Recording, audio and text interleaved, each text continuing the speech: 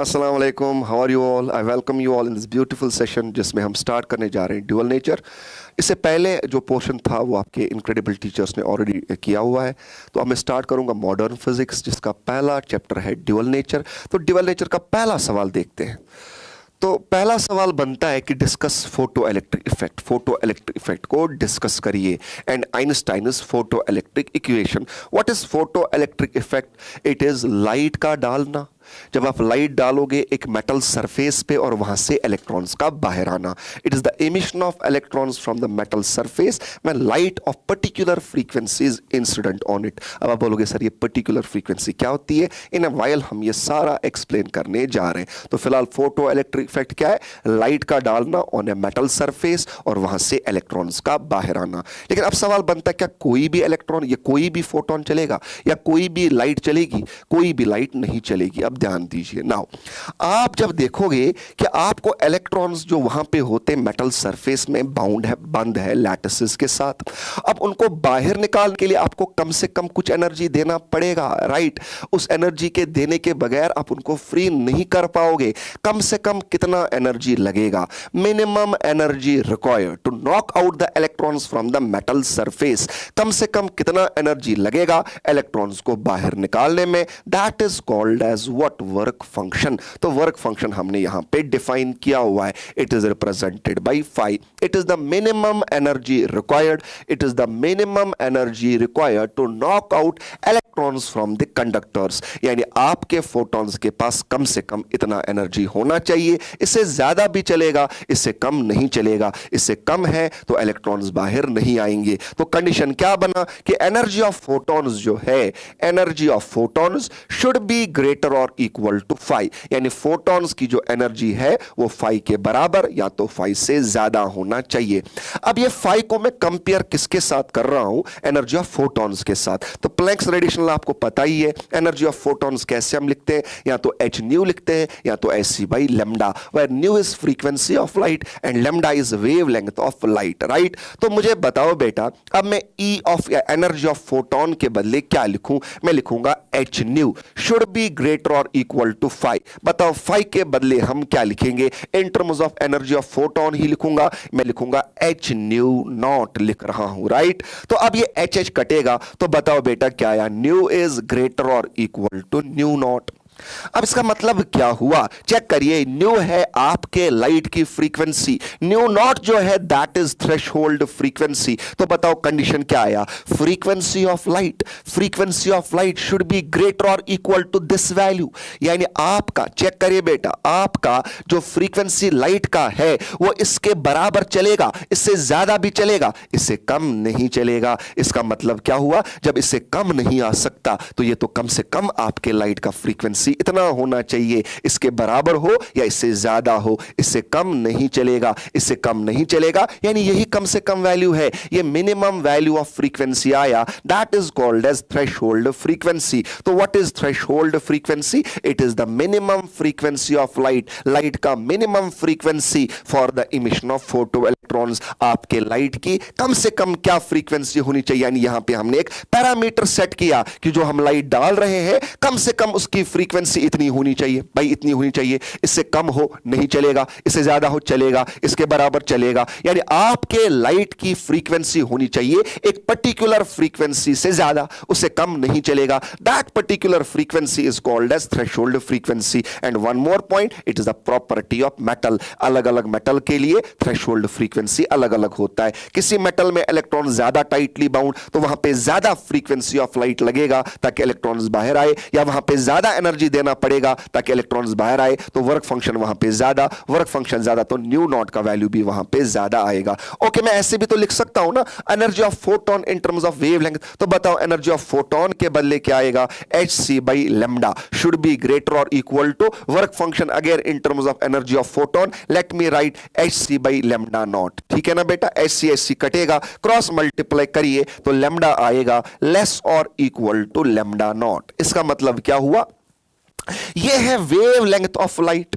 तो wavelength of light ये कोई खास वैल्यू, तो लाइट का वेवलेंथ या तो इस खास वैल्यू के बराबर चलेगा या तो इस खास वैल्यू से कम आएगा, इससे ज्यादा नहीं चलेगा। यानी अगेन एक और पैरामीटर मैं बोल रहा हूं, अगर आप इन टर्म्स ऑफ वेवलेंथ की बात कर रहे हो, आपके लाइट का या आपके फोटॉन्स का इस वाली वेवलेंथ से या तो कम वेवलेंथ होनी चाहिए बेटा या इसके बराबर होनी चाहिए, इससे ज्यादा नहीं। जब इससे ज्यादा आया नहीं यानी सबसे बड़ा है, सबसे बड़ा है तभी तो इससे ज्यादा नहीं आएगा। And this is the maximum value of wavelength जो आपके लाइट के पास होगा ताकि इमिशन ऑफ इलेक्ट्रॉन्स हो जाए। यानी आपके लाइट में जो फोटॉन्स है उसका मैक्सिमम वेवलेंथ कितना होना चाहिए, लैम्डा नॉट के बराबर, इससे बेटा ज्यादा वेवलेंथ नहीं आएगा। This wavelength is called as threshold wavelength. तो what is now threshold wavelength, यहां पे मैंने डिफाइन किया, ये इक्वेशंस लिखी भी है। Threshold wavelength is it is the maximum wavelength of light. Light का मैक्सिमम वेवलेंथ कितना होना चाहिए, इन टर्म्स ऑफ मैक्सिमम हम लैम्डा बोलेंगे, मैक्सिमा के लिए लैम्डा और मिनिमा के लिए फ्रीक्वेंसी। मिनिमम फ्रीक्वेंसी कितनी होनी चाहिए, that is called as threshold frequency. या इन टर्म्स ऑफ वेवलेंथ बात करो, मैक्सिमम वेवलेंथ कितनी होनी चाहिए, that is called as threshold wavelength, right. तो ये आ गया आपका threshold frequency and wavelength. Now अब जब बेटा इलेक्ट्रॉन्स, आप अब देखेंगे अब equation of photo electric equation या आइंस्टाइन्स फोटो इलेक्ट्रिक इक्वेशन आएगा। It is purely on the basis of law of conservation of energy. मतलब क्या हुआ, ध्यान देंगे।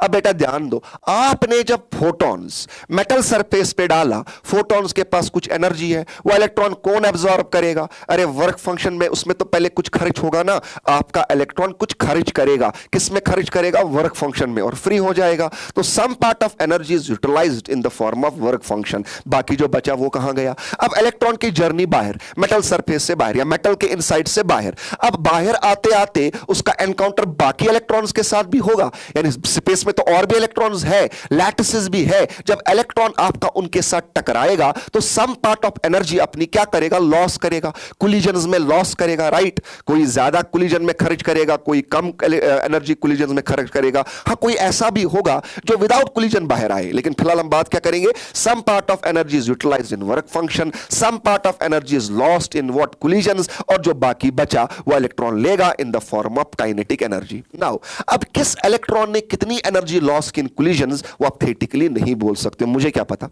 अरे मैं थोड़ी नजर से बोलूंगा कि इलेक्ट्रॉन आया, यहां इलेक्ट्रॉन है, उसके साथ टकराया, इतनी एनर्जी लॉस की, no, I can't see that from my naked eyes कि कौन सा कोलिजन किसके साथ किस टाइप का हुआ, क्या ये इलेक्ट्रॉन के साथ कोलिजन हुआ कि लैटिस के साथ हुआ। तो एक कोलिजन में कितनी एनर्जी लॉस होगी वो आप थेटिकली नहीं बोल सकते। तो theoretically let's discuss only those electrons which are coming out of the metal without collisions. ध्यान से सुनो, फिर से बोल रहा हूं, हम किन इलेक्ट्रॉन्स की बात करेंगे, हम सिर्फ उन इलेक्ट्रॉन्स की बात करेंगे जो बाहर तो आएंगे बट बाहर आएंगे विदाउट कोलिजन्स, यानी वो अपनी कोई भी एनर्जी लॉस नहीं करेंगे कोलिजन्स में। तो बताओ बेटा हम किन इलेक्ट्रॉन्स की बात करेंगे, for electrons having maximum kinetic energy. क्यों मैक्सिमम काइनेटिक एनर्जी, क्यों, क्योंकि इन्होंने कोई भी एनर्जी लॉस नहीं किया, जब खर्च किया ही नहीं, लॉस किया ही नहीं, तो बचेगा ज्यादा। तो बचेगा किन के पास ज्यादा, सबसे ज्यादा उनके पास बचेगा जो लॉस, जिनका कोलिजन्स में कुछ नहीं हुआ, जो बाहर आए फ्रीली विदाउट कोलिजन्स। तो बताओ बेटा फिर इक्वेशन क्या बनेगा, energy of photon is equal to some part is utilized in work function and rest is taken in electrons in the form of their maximum kinetic energy, because we are talking about only those electrons which are coming out without collisions. तो बताओ बेटा Ke max किसके बराबर आएगा, Ke max बराबर आएगा, ये 5 वहां ले जाओ, एनर्जी ऑफ फोटोन -5। अब एनर्जी ऑफ फोटोन के बदले आप क्या लिख सकते हो, या तो आप लिखोगे h nu, या तो आप लिखोगे hc by lambda, where nu is frequency of light and lambda is wavelength of light। और 5 के बदले भी आप क्या लिख सकते हो, या तो h nu naught where nu naught is threshold frequency, या तो hc by lambda naught where lambda naught is what, threshold wavelength। वो हमने ऑलरेडी एक्सप्लेन किया हुआ है। तो बताओ बेटा Ke max किसके बराबर आएगा, h nu energy of photon, ठीक है ना, माइनस क्या आएगा, वर्क फंक्शन यानी h nu naught, या आएगा Ke max hc by lambda minus hc by lambda naught, that is work function. अब अगर मैं ग्रैफ डालूं Ke max किसके बराबर आया? Energy of photon -5, energy of photon के बदले h न्यू माइनस आएगा 5। अब अगर मैं ग्राफ प्लॉट करूं between ke max and what nu, there is a linear relation between them. तो अब ये मैंने प्लॉट किया अलोंग y एक्सिस, ये न्यू मैंने प्लॉट किया अलोंग x एक्सिस, राइट। तो बताओ बेटा y के बदले ये आया, x के बदले ये आया, तो m के बदले स्लोप के बदले h आएगा और यहां -5 यानी c इंटरसेप्ट इज -5। तो बताओ बेटा ग्राफ कैसा आएगा? ग्राफ स्ट्रेट लाइन आएगा विद पॉजिटिव स्लोप h के बराबर, where h is a universal constant called as Planck's constant, और यहां पे इंटरसेप्ट किसके बराबर आया? पाई के बराबर, नेगेटिव इंटरसेप्ट, यानी नेगेटिव इंटरसेप्ट आपको देगा वर्क फंक्शन का वैल्यू देगा। तो बताओ बेटा ग्राफ कैसा आएगा? ग्राफ स्ट्रेट लाइन आएगा, पॉजिटिव स्लोप आया और इंटरसेप्ट नेगेटिव आया। ये इंटरसेप्ट आपको क्या देगा? वर्क फंक्शन का वैल्यू। इसका मतलब क्या हुआ? अलग अलग मेटल्स के लिए, किसी मेटल के लिए बेटा फाई का वैल्यू ज्यादा, वहां पे इलेक्ट्रॉन्स को बाहर निकालना मुश्किल, तो फाई का वैल्यू ज्यादा। किसी मेटल से इलेक्ट्रॉन्स का निकालना आसान, लाइक सीजियम, तो वहां पे वर्क फंक्शन कम आएगा। तो इसका मतलब अलग अलग मेटल्स के लिए इंटरसेप्ट का वैल्यू अलग अलग आएगा, लेकिन हर एक का स्लोप बोलो किसके बराबर आया? अरे स्लोप तो h के बराबर आया। ये h बताओ क्या ये लाइट पे डिपेंड करेगा कि मेटल पे? h is a constant, it's a universal constant, rather it won't depend on instant light, neither it will depend on type of metal. तो ये h जो है ना तो ये डिपेंड करेगा टाइप ऑफ मेटल पे, ना तो ये डिपेंड करेगा आपकी इंस्टेंट लाइट पे। यानी स्लोप हर एक केस में सेम रहने वाला है। यानी अगर आप मेटल बदलोगे भी, लाइट बदलोगे भी, हर बार स्लोप सेम रहने वाला है। स्लोप सेम कैसे रहेगा? स्लोप किसके बराबर? tan theta. अब बताओ स्लोप बराबर कब आएगा? जब थीटा बराबर आएगा। थीटा बराबर कब आएगा? जब लाइन्स होंगी पैरेलल, ताकि कॉरेस्पॉन्डिंग एंगल्स बन जाए। एक और मेटल के लिए अगर मैं ग्राफ बनाऊं, एक और मेटल के लिए अगर बेटा मैं ग्राफ बनाऊं तो वो ऐसे बनेगा, लाइक दिस। एक और मेटल के लिए अगर मैं ग्राफ बनाऊं तो वो ऐसा बनेगा। Let me try it. मैं ऐसे ही कर देता हूं, हाथ से बनाऊंगा। एक और मेटल के लिए ऐसा आएगा, एक और मेटल के लिए ऐसा आएगा। चेक करिए, सबका यहां पे एंगल सेम, स्लोप सेम बनेगा, लाइन्स पैरेलल, तभी एंगल सेम, स्लोप सेम आएगा। यानी अलग अलग मेटल्स के लिए लाइन्स पैरेलल आएंगी, इंटरसेप्ट हां अलग अलग आएगा। जिसका इंटरसेप्ट कम, वर्क फंक्शन कम, जिसका इंटरसेप्ट ज्यादा, वर्क फंक्शन ज्यादा। Hope you got it. आगे बढ़ते हैं। नाउ अब हमें डिफाइन करना है laws of photo electric emission. अब यहां पे बेटा ध्यान दीजिए, देखिए अगर आप फोटो इलेक्ट्रिक इफेक्ट को एक्सप्लेन करना चाहते हो, you can not explain it from classical theory of light which tells light is having wave nature. क्यों नहीं? बहुत सारी चीजें अभी एक्सप्लेन भी करूंगा। You can explain only photo electric effect from the particle nature of light. जब आप एज्यूम करोगे लाइट का पार्टिकल नेचर है। अब यहां पे ध्यान दो, क्लासिकल थ्योरी के हिसाब से इंटेंसिटी का मतलब क्या होता है? इंटेंसिटी का बढ़ाने का मतलब आप एनर्जी बढ़ा रहे हो, because intensity is energy radiated per unit area per unit time. तो अगर हम इंटेंसिटी बढ़ा रहे हैं तो हम एनर्जी बढ़ा रहे हैं। तो अगर आप एनर्जी बढ़ाओगे फोटॉन्स का, तो अब क्लासिकल थ्योरी के हिसाब से इंटेंसिटी के बढ़ने का मतलब फोटॉन्स की एनर्जी बढ़ना। और अगर फोटॉन्स का एनर्जी बढ़ गया तो बताओ बेटा क्या होगा? तो अब जो इलेक्ट्रॉन्स बाहर आएंगे उनका भी ज्यादा एनर्जी होगा। अरे ज्यादा एनर्जी सप्लाई किया तो ज्यादा एनर्जी से निकलेगा, कम एनर्जी सप्लाई किया तो कम एनर्जी से निकलेगा। तो अब क्लासिकल थ्योरी के हिसाब से इंटेंसिटी बढ़ाएंगे तो बताओ क्या होना चाहिए? इमिशन ऑफ इलेक्ट्रॉन्स, जो इलेक्ट्रॉन्स इमिट हुए उनका स्पीड या वेलोसिटी ज्यादा या उनका काइनेटिक एनर्जी ज्यादा। बट ऐसा होता नहीं। होता क्या है?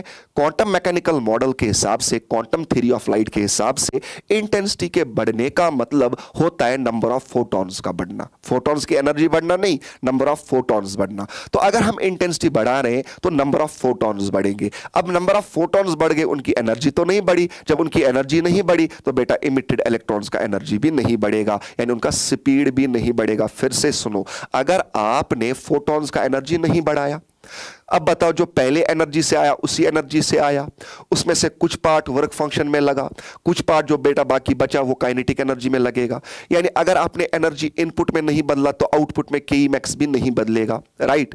यहां पे हमने क्या देखा कि अगर इंटेंसिटी, अब क्वांटम मैकेनिकल मॉडल के हिसाब से इंटेंसिटी बढ़ाओगे उससे फोटॉन्स की एनर्जी नहीं बढ़ती। जब फोटॉन्स की एनर्जी नहीं बढ़ती तो उनकी काइनेटिक एनर्जी भी नहीं बढ़ेगी, उनकी स्पीड भी नहीं बढ़ेगी। यानी velocity of release released electrons is unaffected by the light intensity. Light के इंटेंसिटी से आप इलेक्ट्रॉन्स की वेलोसिटी या स्पीड नहीं बदल सकते, बट हाँ अगर आप फ्रीक्वेंसी बदलोगे या वेवलेंथ बदलोगे, बताओ फ्रीक्वेंसी के बढ़ाने से क्या होगा, एनर्जी ऑफ फोटॉन्स बढ़ेगा, because energy of photon is H new.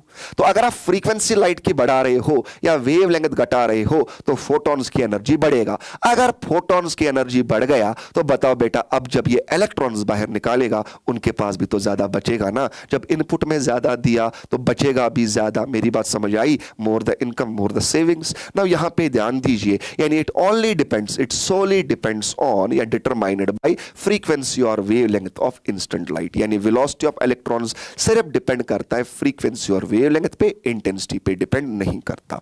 चलो दूसरा पॉइंट देखिए। अब मैंने अभी बोला अगर आप इंटेंसिटी बढ़ाओगे, बताओ इंटेंसिटी के बढ़ने से क्या होगा, फोटॉन्स की एनर्जी नहीं बट नंबर ऑफ फोटॉन्स बढ़ेंगे। और अगर नंबर ऑफ फोटॉन्स बढ़ गए बेटा, ज्यादा फोटॉन्स आ रहे हैं तो ज्यादा फोटॉन्स ज्यादा इलेक्ट्रॉन्स भी बाहर निकालेंगे। तो ज्यादा इलेक्ट्रॉन्स बाहर आए तो बताओ number of electrons emitted per second बढ़ेगा तो फोटो इलेक्ट्रिक करंट भी तो बढ़ेगा। अरे बढ़ेगा कि नहीं बढ़ेगा? फिर से सुनो, अगर आप इंटेंसिटी लाइट की बढ़ा रहे हो तो बोलो बेटा क्वांटम मैकेनिकल मॉडल के हिसाब से क्या होता है, आपके नंबर ऑफ फोटॉन्स बढ़ जाएंगे। और अगर नंबर ऑफ फोटॉन्स बढ़ गए तो नंबर ऑफ इमिटेड इलेक्ट्रॉन्स भी बढ़ेंगे। और अगर नंबर ऑफ इमिटेड इलेक्ट्रॉन्स बढ़ गए ना तो करंट भी तो बढ़ेगा, photo electric current will increase. यानी आप देखिए फोटो इलेक्ट्रिक करंट और photo electrons emitted per second is proportional to intensity of incident light. Instant light की इंटेंसिटी बढ़ाओगे तो फोटो इलेक्ट्रिक करंट बढ़ेगा, राइट?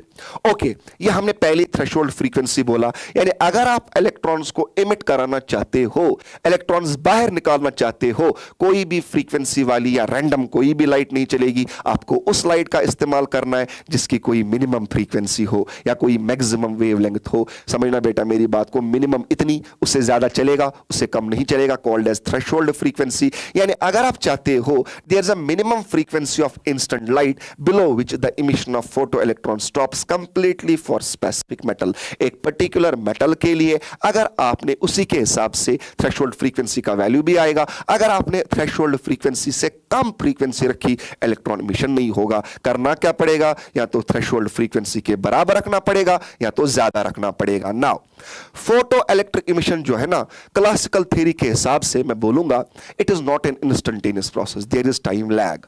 मतलब क्या हुआ टाइम लैग?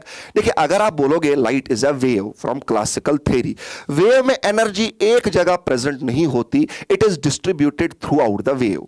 तो जब आप लाइट डालोगे एक सरफेस पे, मेटल सरफेस पे, क्या इसकी सारी एनर्जी एक जगह पड़ेगी? नो, इसकी एनर्जी तो फैल जाएगी। तो एक जगह पे कम एनर्जी पड़ी। तो बताओ बेटा क्या आपका इलेक्ट्रॉन ज्यादा एनर्जी अब्सॉर्ब कर पाया? नो, इसने कम एनर्जी अब्सॉर्ब करा। अब बताओ इसको कितना कम से कम एनर्जी अब्सॉर्ब करना था? वर्क फंक्शन के बराबर कम से कम करना था। अब जितना टाइम इसको लगेगा वर्क फंक्शन के बराबर एनर्जी अब्सॉर्ब करने में, तब जाके ये बाहर आएगा, यानी उस टाइम के बाद ही इमिशन होगा। फिर से सुनो, जितना टाइम लगता इलेक्ट्रॉन को एनर्जी अब्सॉर्ब करने में, किसके बराबर? वर्क फंक्शन के बराबर, उतने टाइम के बाद ही तो इलेक्ट्रॉन बाहर आएगा, क्योंकि उससे पहले उसके पास उतनी एनर्जी नहीं होगी वर्क फंक्शन के बराबर की बाहर आए। यानी there must be a time lag, there must be a time lag between incidence of light and the emission of electrons. अगर मैं क्लासिकल थ्योरी की बात करूं, बट क्वांटम मैकेनिकल थ्योरी में हमने क्या देखा? लाइट जो है it is made up of photons. तो एक फोटॉन एक जगह आया, अपनी पूरी एनर्जी एक ही टाइम पे इंस्टेंटेनियसली इलेक्ट्रॉन को देगा, इलेक्ट्रॉन इंस्टेंटेनियसली वो एनर्जी अब्सॉर्ब करेगा। अगर उस फोटॉन का एनर्जी वर्क फंक्शन से ज्यादा तो इंस्टेंटेनियसली इलेक्ट्रॉन बाहर आएगा। यानी there is no time lag. Photo electric emission जो है it's an instantaneous process, there is no time lag between the instance of light and the emission of electrons. मोटा मोटा बोलूं, एक पॉइंट ऐड कर देता हूं आपको इस प्रोसेस में, अगर फोटॉन्स की एनर्जी वर्क फंक्शन से ज्यादा है ना तो इलेक्ट्रॉन्स तो बाहर आएंगे। कितना टाइम लगेगा?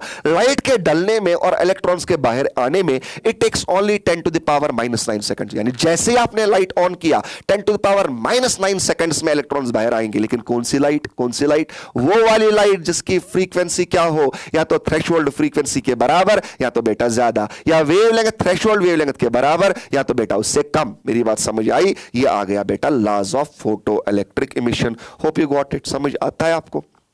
समझ आता है तो please like share and subscribe. चलिए अब एग्जामिनर क्या बोल रहा है? थ्रेशोल्ड फ्रीक्वेंसी डिफाइन करो, ऑलरेडी किया। थ्रेशोल्ड वेवलेंथ डिफाइन करो, ऑलरेडी किया। अब स्टॉपिंग पोटेंशियल डिफाइन करो, वो करेंगे।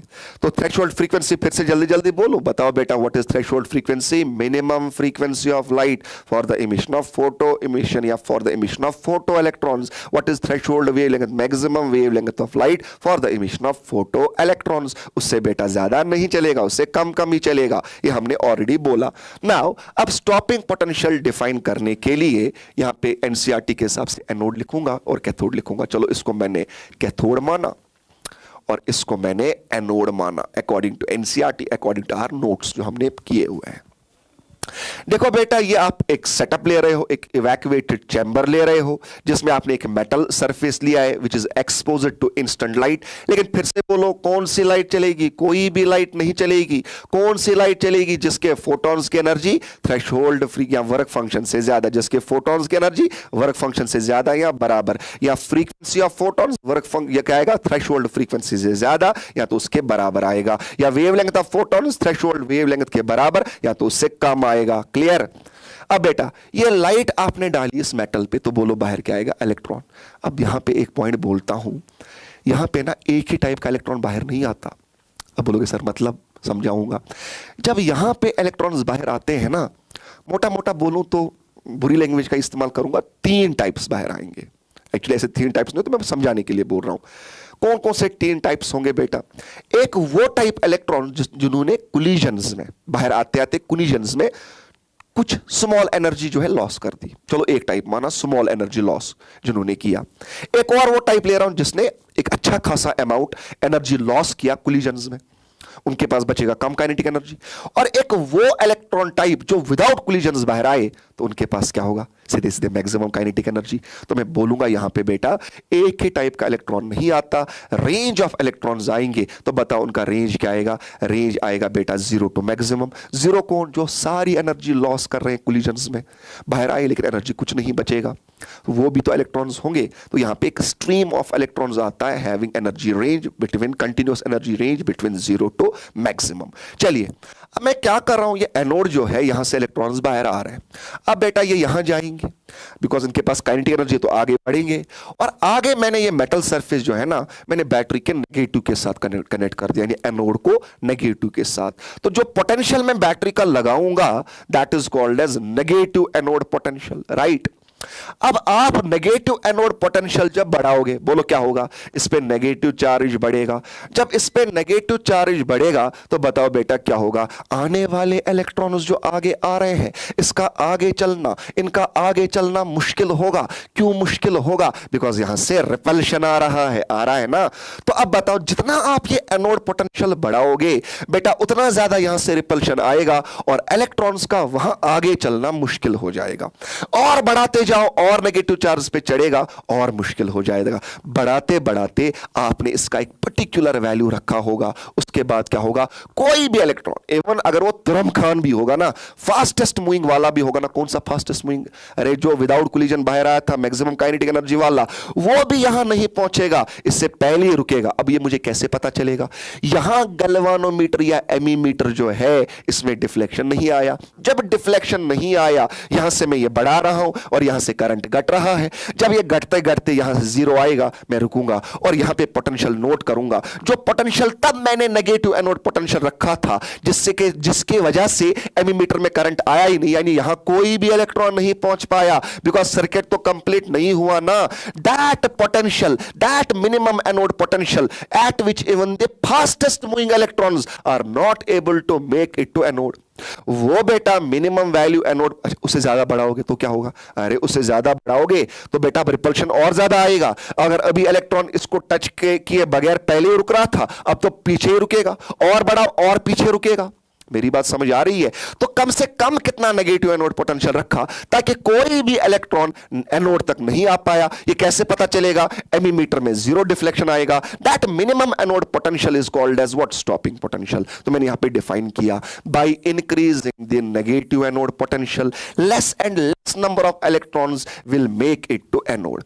कम इलेक्ट्रॉन्स एनोड तक आएंगे at a particular value of negative anode potential. Negative anode potential का वैल्यू ग्रेजुअली ग्रेजुअली बढ़ाते जाओ, एक पर्टिकुलर वैल्यू पे the deflection in the ammeter become zero, deflection एमीमीटर में जीरो बन गया। इसका मतलब क्या हुआ, कोई भी इलेक्ट्रॉन यहां नहीं पहुंचा, यानी and even the fastest moving electrons just stops before the anode, ये एनोड से पहले ही रुक गए, बिकॉज अगर ये रुकते नहीं, उसको टच करते, फिर सर्किट कंप्लीट, फिर एमीमीटर में करंट आता।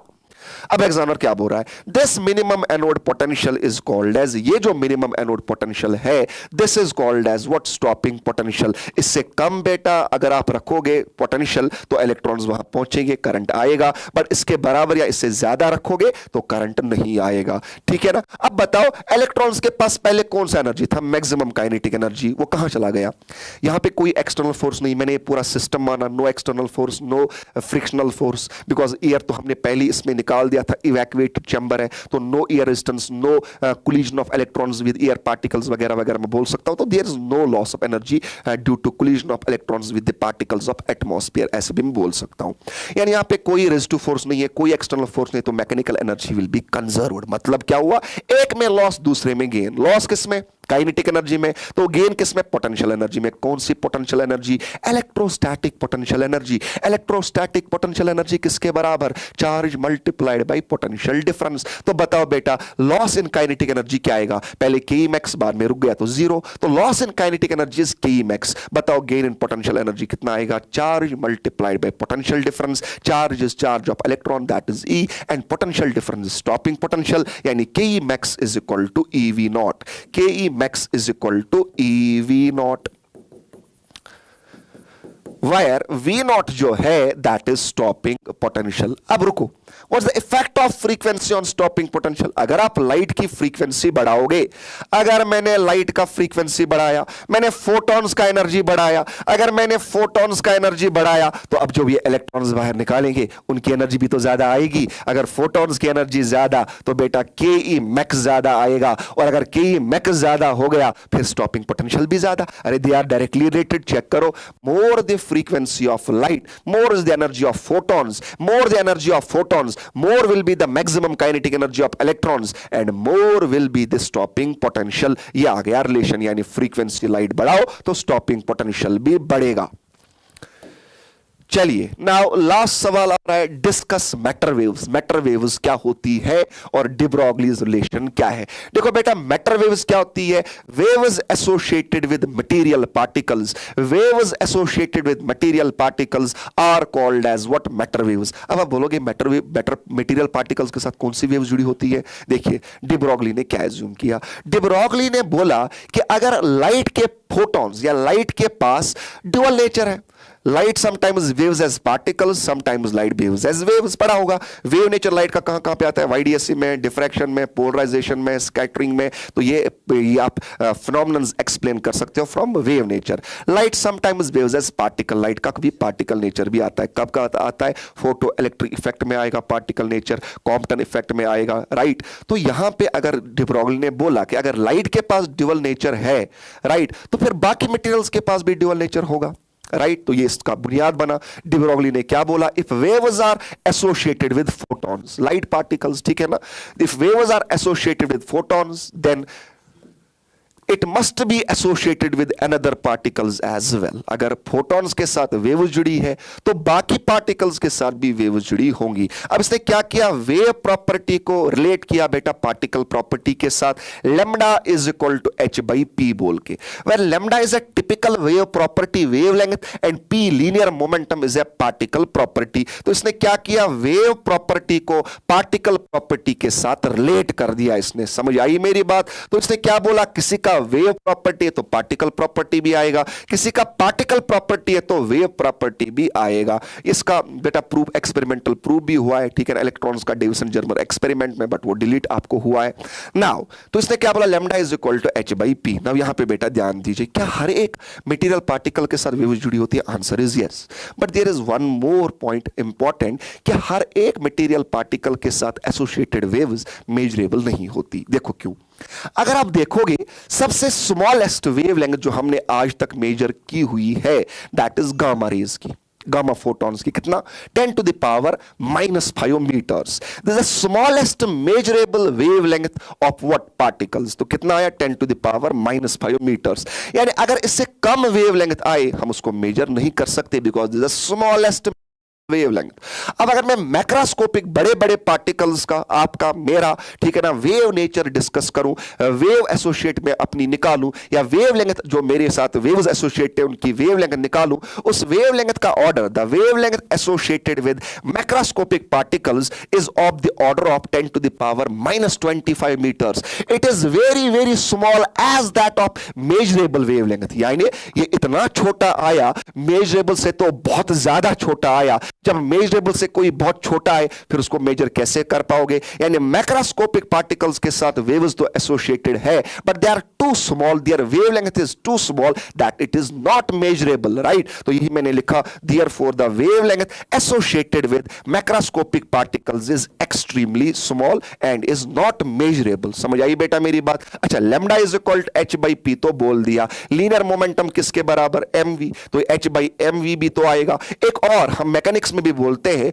मोमेंटम और काइनेटिक एनर्जी के बीच में relation, momentum is equal to √2me. तो बताओ बेटा h किसके बराबर आएगा? लैम्डा आएगा h डिवाइडेड बाय √2me. और e is kinetic energy. Loss in kinetic energy के बदले आप गेन इन पोटेंशियल एनर्जी भी बोल सकते हो, ठीक है ना. तो वो अपने नीट में क्वेश्चंस हम करते हैं, इलेक्ट्रॉन का निकालते हैं वगैरह वगैरह, बट बोर्ड के लिए इतना काफी है. That is your de Broglie relation. Hope you got it. See you in next session.